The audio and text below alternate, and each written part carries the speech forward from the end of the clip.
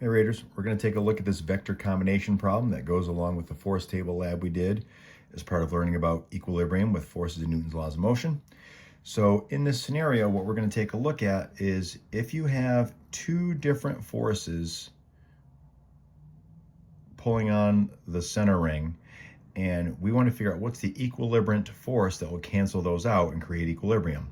So really what we're going to do is we're going to figure out the combined effect of the two forces that we're already dealing with, and then the equilibrant to cancel it out would have to be equal and opposite to that, so 180 degrees away. So the first thing we're going to do is with these two force vectors here, we're going to just identify them as kind of force 1 and force 2, just for clarity's sake when we do our calculations here. And what we're going to do, because force is a vector quantity, direction matters, since force 1 and force 2 are not in line with each other, you can't just straight up add their values, but their x and y components are in line with each other, so those will be able to combine. So we're going to create isolated triangles and use trigonometry to figure out the horizontal and vertical components of each of these forces, and then we'll be able to combine those and see where that takes us from there. So first, we'll take a look at force 1 here, and it's at 30-degree angle, so relative to 0 degrees here.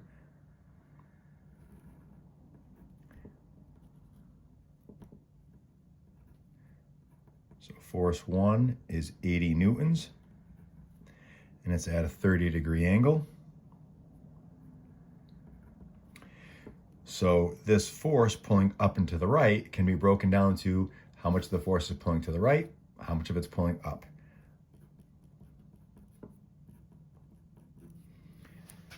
So at this point, it doesn't matter if you analyze the x or y component first. So let's just do the y component relative to the 30-degree angle. This is the opposite side, and we know the hypotenuse. So that combination of opposite and hypotenuse, if you think back to our little saying to help us remember the three trig functions, SOHCAHTOA. So the combination of the opposite side to the angle and the hypotenuse, that sets up for sine.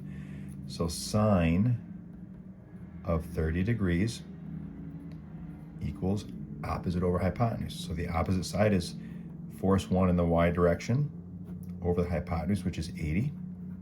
So to get force 1 in the y direction all by itself, since it's being divided by 80, you have to undo that. So the inverse operation of dividing by 80, we're going to multiply both sides by 80. So what we now get is force 1 in the y direction, 80 times the sine of 30 degrees is 40 newtons. And that gives us the y component. So now we have to get the x component, how much is pulling to the right, and relative to the 30-degree angle, that's the adjacent side, and we know the hypotenuse, so that lines up with cosine. So cosine of 30 degrees equals f1x over the hypotenuse of 80, multiply both sides by 80 to isolate force 1 in the x direction.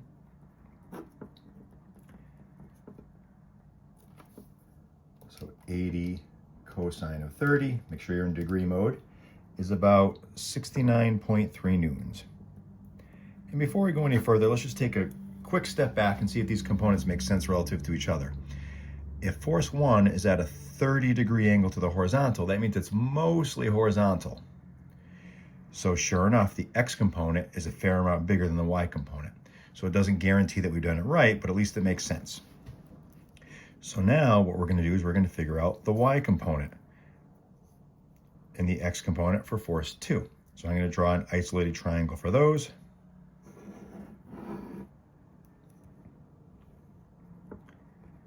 And force 2 is 50 newtons. And overall, it's 120 degrees. So relative to this horizontal, it's 60 degrees up. This is 60 degrees.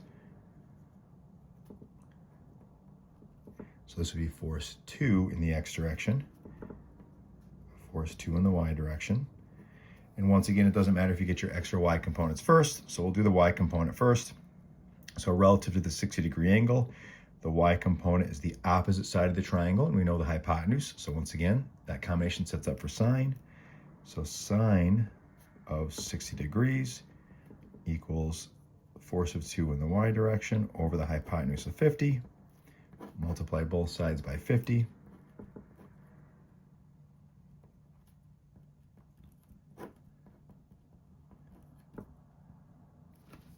So 50 sine of 60 gives us approximately 43.3 newtons. And this y component should be bigger than the x component because since it's going 60 degrees relative to the left horizontal, it's mostly vertical, so the y component should be bigger. And relative to the 60-degree angle, force of 2 in the x direction, that's the adjacent side, and we know the hypotenuse, so that sets up for cosine. So cosine of 60 degrees equals force 2 in the x direction over the hypotenuse, which is 50. So multiply both sides by 50.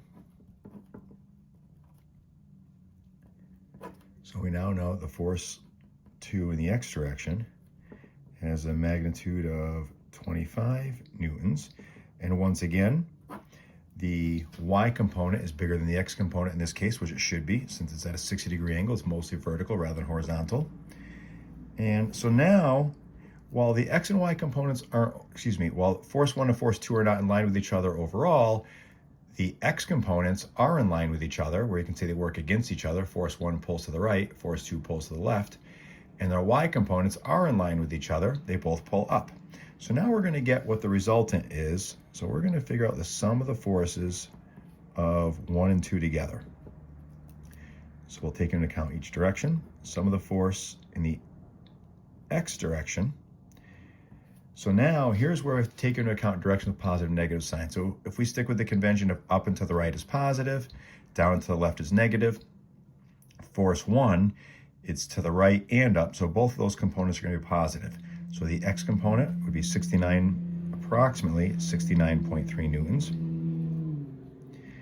And then now the x component for force 2, since it's to the left, if force 1's x component to the right was positive, then force 2's x component to the left has to be negative. So it's plus negative 25. So I'm going to manually add that negative sign in myself to account for direction.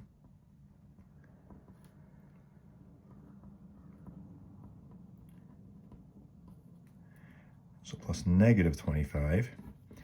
So we end up with a resultant x component of these two of approximately 44.3 newtons. And since it's positive, that corresponds with to the right. Now we'll do the same thing for the y direction, the sum of the forces in the y direction. Now they're working together since they're both pulling up, and the conventional direction of up is positive.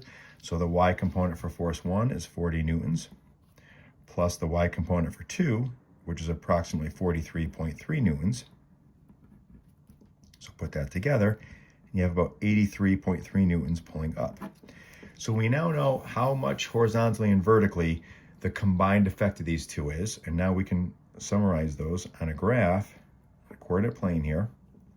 So the x component to the right, 44.3 newtons. If it had been a negative x component, I'd have drawn it to the left, so 44.3. Now the y component is almost double that because they were working together. So I'm going to draw my force vector just visually, approximately double the length to correspond with the fact that it's about double. 83 is about double the 44. So that's 83.3 newtons. So we now know that the resultant effect of these two, that we could replace them with one force, would be pulling up and to the right. Now, if we close out our triangle here, this doesn't visually show something going up and to the right, because right now our vectors are connected tail to tail. The back end of the x vector, or the tail, is connected to the back end or tail of the y vector. So what we're going to do is we're going to add these tip to tail. So I'm going to take this y component vector, and I'm not going to change its value of 83.3. I'm not going to change its angle relative to the 44.3. I'm just going to translate. I'm just going to slide it over here. So now they're connected tip to tail. And when I close this out, this will give me F sub r, resultant force that shows going up and to the right. So we created a right triangle here, and we know two side lengths, so we can do Pythagorean theorem here. A squared plus b squared equals c squared. So the legs are A and B, so 44.3 squared plus 83.3 squared is approximately equal to the resultant force squared. So let's see what that gives us. 44.3 squared plus 83.3 squared gives us approximately 8,901.38. It's approximately equal to the resultant force squared. Well, we want to get the resultant force, so the inverse of squaring something, take the square root of both sides. So the resultant force, the combined effect of force 1 and 2, the one force that we could replace them both with, ends up being approximately 94.3 newtons. So now we can, and then now we have the magnitude, now we got to get the direction.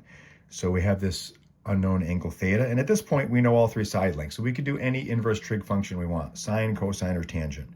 So I'll just set up for a tangent. So tangent of our unknown angle theta is going to be approximately equal to, tangent is opposite over adjacent, so relative to the unknown angle theta, opposite over adjacent, so 83.3 over 44.3. So theta is going to be approximately equal to the inverse tangent of 83.3 over 44.3. So on the calculator, that's going to be done as second button, then tangent.